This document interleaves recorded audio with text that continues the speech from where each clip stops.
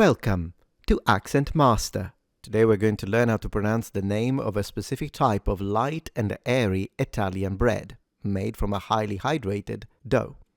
This word is pronounced ciabatta, ciabatta, ciabatta, ciabatta. Now, if you're a native Italian speaker, do keep in mind that when it comes to correct diction, then you should not double the B.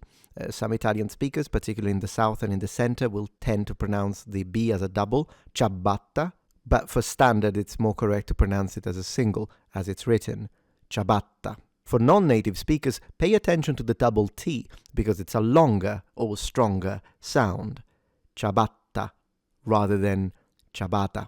The I at the beginning is not pronounced. No one says CIABATTA. It's cha, cha, cha, cha. And in fact, the only reason why the I is there is to create the sound ch, because without the I, the combination of C plus A in Italian would be pronounced ca. So this is ciabatta. Interestingly enough, in everyday Italian, this is not just a word to represent the bread, but it's also the word to say slippers. So if you have one single slipper, it would be a ciabatta. Same word. Plural, ciabatte. Thank you very much for watching. Please subscribe for more. And if you have any questions, feel free to ask.